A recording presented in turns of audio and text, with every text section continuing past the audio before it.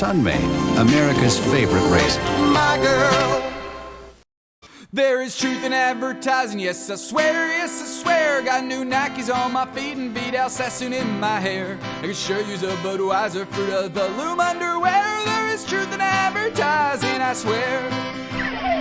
Why would they lie to me when they love what they sell? Plus we all know that the liars have a special fire in hell. On the television, radio, and in the magazine, the advertising gods perpetuate the American dream.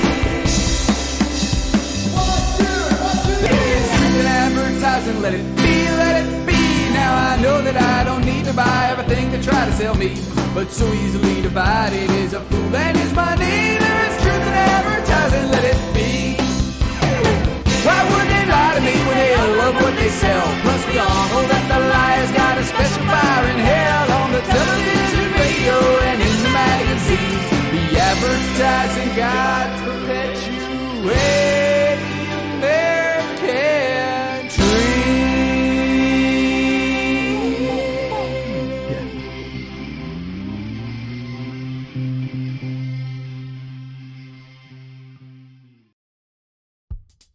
What if I were to tell you that among other Emmy Award-winning shows praised for their character development, their production value, their inherent overall accomplishments in the medium, that in 1987 we awarded a group of claymation singing raisins an Emmy Award?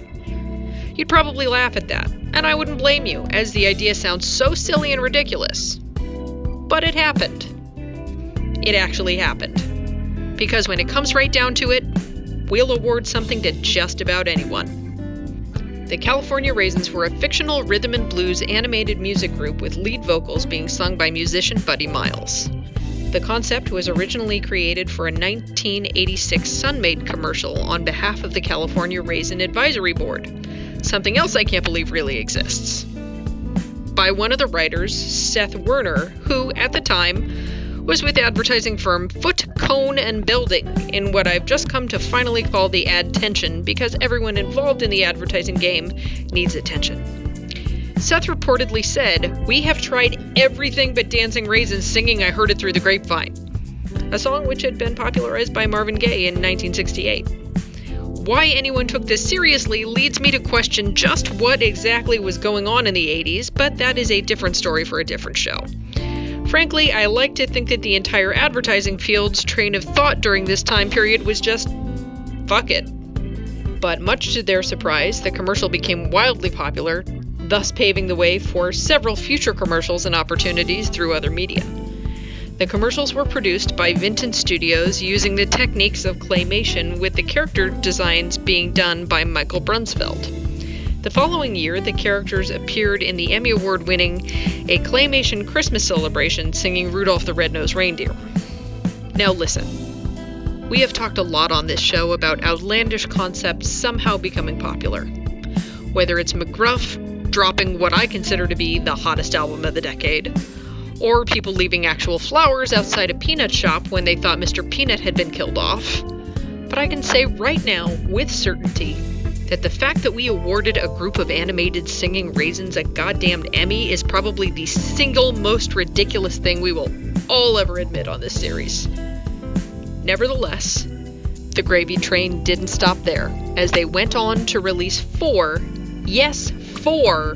studio albums on Priority Records between 1987 and 1988, while their signature song, I Heard It Through the Grapevine, actually landed on the Billboard Hot 100. 4 albums in the span of maybe 2 years? That's some serious output, especially for a fictitious band. But it also makes sense, doesn't it? Keep the brand awareness alive and rolling. You can't put out a single album a year because the public might forget about them or lose interest. On a fundamental advertising scale, it makes sense. Oh, and for the record, Michael Jackson was also animated as a California Raisin because, as we all know, you can't have 2 super popular things exist concurrently without trying to combine them. But we're not even going to really touch on that because it's just too weird. Even weirder, however, is that Paul McCartney's assistant asked for a taped copy of the ad so Paul could watch it on repeat. And Nancy Reagan, likely because she was married to a raisin herself, invited the band to the White House in 1988 for Christmas.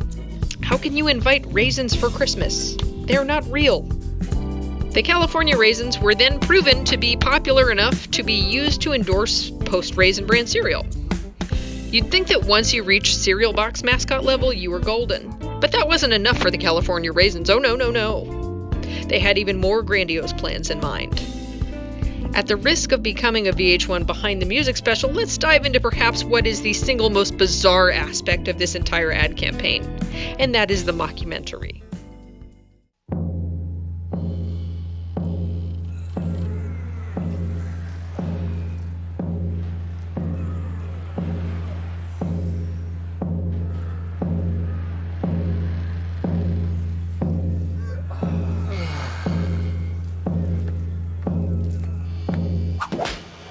Dip, dip, dip, dip, dip, dip, dip, boom, boom, boom, boom, boom, boom, get a job. Sha-na-na-na, sha-na-na-na-na.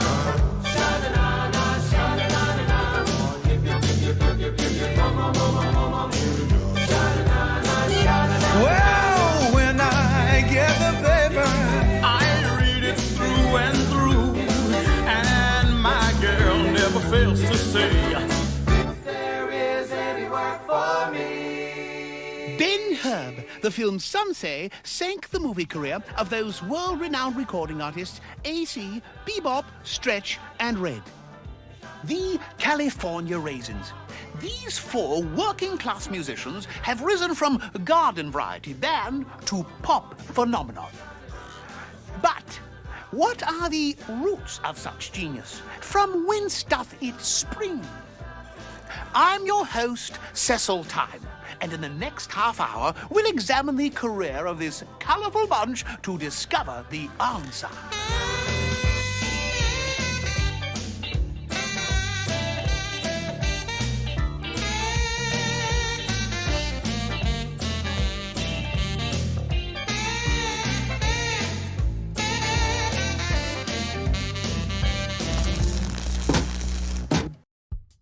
Yes, on November 4th, 1988, CBS aired a primetime special entitled Meet the Raisins, which was a musical mockumentary much in the vein of This Is Spinal Tap. Once again created by Vinton Studios and was nominated for a Primetime Emmy. This special is also where the Raisins likely got most of their lore, as it is where each one was given a real individual name and personality. Bebop was the drummer, Stretch played the bass, and Red played the guitar and piano. Following this rousing success, the California Raisin Show, a Saturday morning cartoon series, followed, debuting the next year. Sadly, this only lasted 13 episodes. However, fret not, because a sequel to the original CBS special aired in 1990 under the title The Raisins, Sold Out, which saw them hiring a new manager with the goal of making a comeback. Of course, no mascot is without their merchandising, and the California Raisins may in fact be the single most successful merchandising for a mascot of all time, at least for something made for TV and cereal boxes.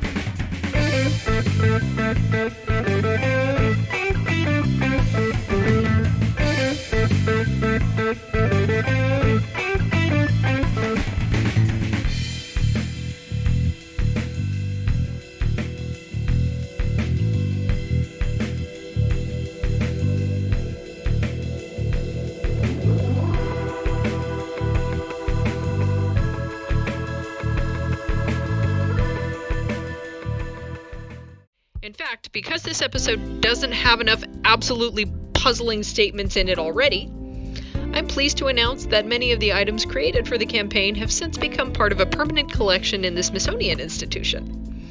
These sales ranged from toys and imagery on nearly every conceivable medium: lunchboxes, notebooks, clothing, posters, bed sheets, and even a Halloween costume. Nothing says spooky like a sentient 4-foot-tall raisin eating chocolate-covered raisins. A fan club even began in 1987, which included the Grapevine Gazette newsletter, along with various other memorabilia. And even Blackthorn Publishing released a 6-issue comic book series entitled The California Raisins 3D, which included, you guessed it, 3D glasses. Several albums in total were released, covering Motown and rock standards, and were also included in the Smithsonian. Fun fact, because, once again, things can't be weird enough already, these were illustrated and art directed by Helene Freeman, who later became famous for her work on Hannah Montana and The Sweet Life of Zack and Cody, among other Disney programs. But perhaps the most memorable piece of merchandising came in the form of small, non-posable figures. Hardee's, the forgotten stepchild of Carl's Jr., offered these as part of a promotion for their cinnamon and raisin biscuits, which sounds just disgusting. These were produced throughout 1987, 88, 91, and finally in 2001 when Carl's Jr. acquired a portion of Hardee's. And of course, it shouldn't go without saying that in the early 90s, Capcom released an NES game titled The California Raisins, The Grape Escape, in which the player controlled a raisin through 5 side-scrolling levels battling various evil fruits and vegetables that have stolen their music.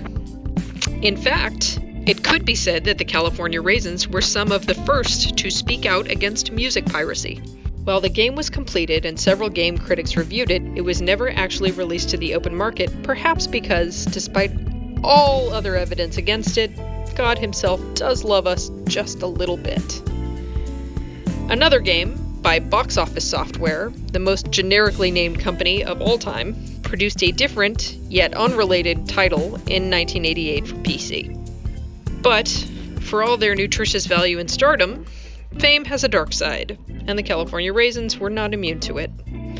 Soon they'd find even their revenue had dried up. We'll be back to Dead Mascots, Where Are They Now?, after this commercial break. Books, check them out. Books, check them out. Pick up a book. You got a fantasy, imagination can take you to where you want to be. Are you curious? How can you find out? Books, check them out. Books, check them out. Read about stars and cars, play electric guitars, or cops that work hard, patrolling the boulevard, the heavyweight champ and his craziest bout. Books, check them out. Books, check them out.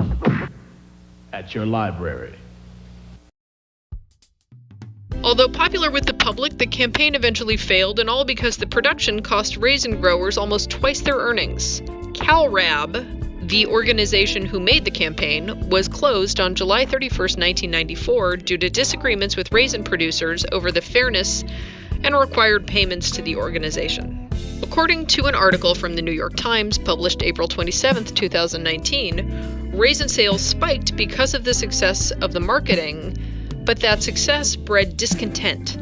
A man named Barry Kribel, then Sunmaid's president, worked to limit his competitors from profiting in the same manner, and was dead set on restricting the way the raisins could be displayed on packaging of other brands so that when Calum Barsarian, the leader of the Raisin Bargaining Association, which, yes, is a real thing, which represents raisin farmers as they negotiate prices with processors, including Sunmaid, went after him for it, everything went to hell, and Mr. Kribel prevailed, thus poisoning good feeling in the industry surrounding the mascots. In 1994, a majority of the raisin packers petitioned to terminate the funding, halting the commercials, and the California Raisins were left out to rot.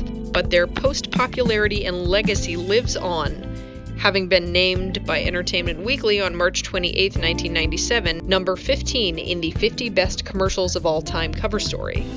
They've since appeared on Food Network, been parodied countless times on shows like The Simpsons and Always Sunny in Philadelphia, And as of 2010, packages of Sun-Maid still actually feature an updated character. In 2014, they even made a cameo appearance in a Radio Shack Super Bowl commercial, which was likely the last time anyone heard from Radio Shack as well. In 2015, a live-action/CGI reboot feature film of the Mascots was announced, said to be produced with President of the Actors Hall of Fame Foundation, Rusty Citron, who may have the greatest name of all time, as one of the people behind the project. It's currently 2020, and it seems like the project is still in production hell. The California Raisins are simultaneously one of the most successful ad campaigns and one of the strangest we've ever covered. Their reach was astounding. Their presence was severe, even going so far as to impact actual companies, and they are still today highly sought after collector's items when it comes to merchandising. Who knew that, in the end, all it took to create an icon was giving a piece of food a saxophone? Yep, it's a dull, boring morning. 65 degrees. No wind. No clouds. Dull. Yeah, I heard it through the grapevine.